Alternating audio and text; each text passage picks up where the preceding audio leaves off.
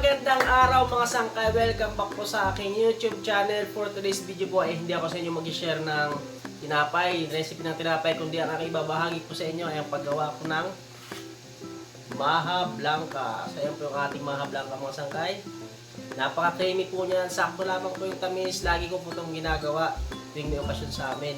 Ito po ang dessert na pinaka-paborito ko. So yun mga sangkay, bago tayo magsimula ay please like at share naman ang video ito. At kung ikaw hindi pa nakapag-subscribe, subscribe mo naman yung aking channel, pindutin mo ng bell button para ikaw ay laging updated sa mga upload ko pang mga video. At pakisundan na rin po yung aking Facebook page mga sangkay. Ilalagay ko po sa screen yung aking pangalan ng aking Facebook page. Pasundan na lang po. Pasuporta na rin po ng aking Facebook page. Yun, salamat sa inyo mga sangkay sa suporta sa aking channel. At ayun na nga, simulan na natin ang paggawa ng creamy Maha Blanca. Ang ating first step mga sangkay is maglalagay tayo ng cornstarch sa ating bowl. At sa ating bowl ay maglalagay tayo ng tubig. So yan, 2 cups of water. Ibali yung ating cornstarch ay tutunawin muna natin yung ating cornstarch. So yan, balik kapag atin na natunaw yung ating cornstarch ay itabi muna natin yung ating bowl.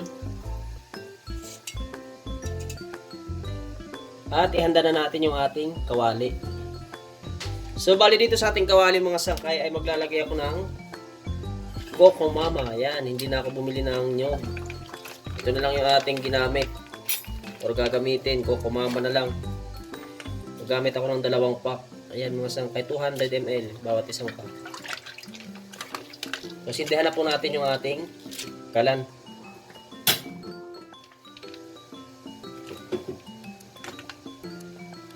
So ayan, bali medyo pakuluin muna natin bago natin ilagay yung ating susunod na ingredients.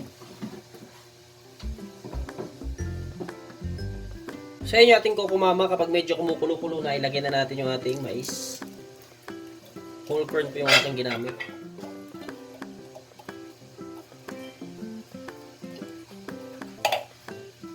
At maglalagay din tayo ng ibap, isang lata.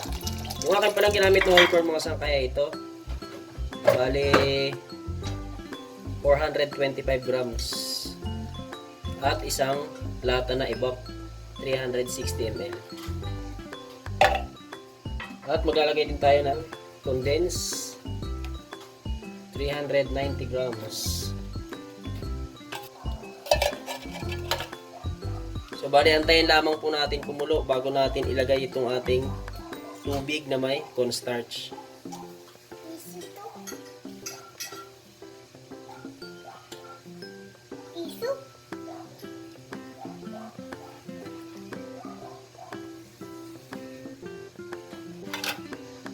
At mag-a-add tayo ng butter para mas mabango yung ating Maha Blanca. Ayan, special na special ang inyong holiday mga sangkay dahil sa ating Maha Blanca.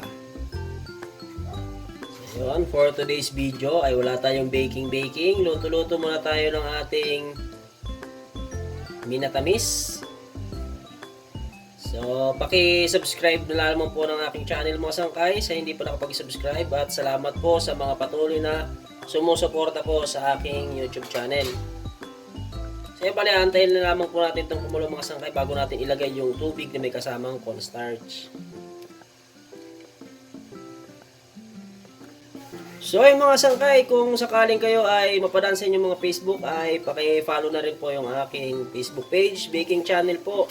Paki-supportahan na rin po yung aking page. Maraming salamat po sa mga sumusuporta po sa aking channel. At ayun na mga sangkay, kumukulo na yung ating sa kawali. Bali na lagay na natin to. Haluin muna natin yung ating sa bowl para lahat ay maisama. Kasi may nakalubog na ibang cornstarch nito eh. Kaya kailangan nyo muna haluin bago nyo ilagay sa kawali. So ayan, lagay na natin. At kapag nailagay nyo na yan ay haluin lamang po ng haluin yung ating nasa kawali.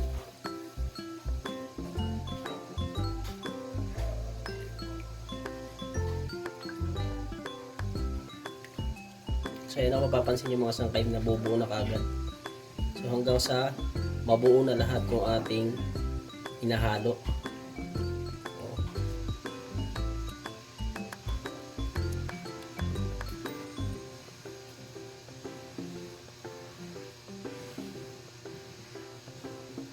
Kung titingnan nyo mga sangkay yung ating hinahalo, napaka-creamy. Yun o. Dahil 2 cups lamang po na tubig yung ating linagay at ang yung iba po ay gatas at saka o kumama na po yung iba na ating linagay.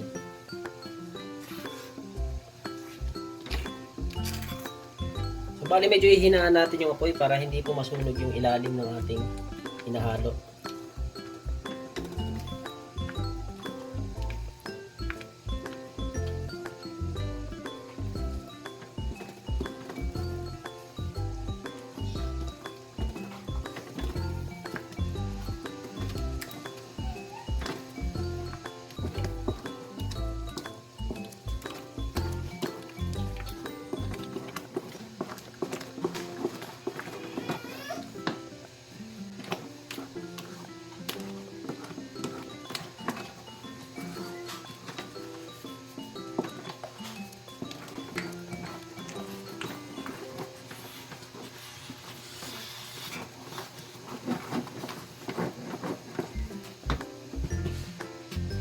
So yun mga sangkay, after 6 minutes natin hinalo yung ating maha blanca, simula nung ating linigay yung ating cornstarch ay luto na po yan. Bali ililipat na po natin ng lalagyan kung saan natin palalamigin yung ating maha blanca.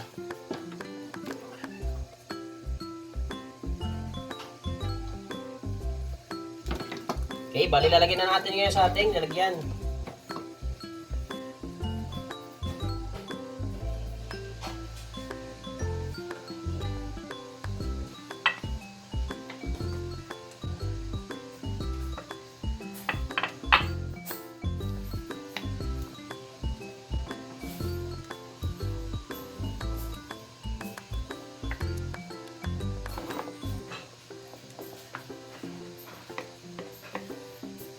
At syempre hindi kumpleto ang sarap kapag walang cheese sa ibabaw. Yung gagagdaran natin ng cheese mga sangkay, nasa inyo po, nakadepende po sa inyo kung gaano karaming keso kung gusto nyo ilagay sa ibabaw ng inyong maha blanca.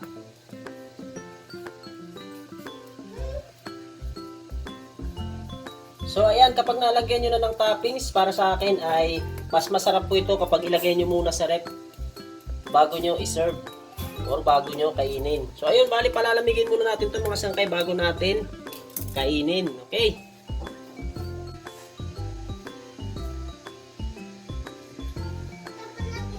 Okay, bali yung ating maha blanca, malamig na po yan. Kung mapapansin nyo yung keso, mamasa-masa na siya. Galing na po yan sa rep. At yan, naunahan na tayo. Binawasan na, di ba? So ngayon, bali titikman na natin yung ating maha blanca. So excited na ako dahil alam kong masarap ito.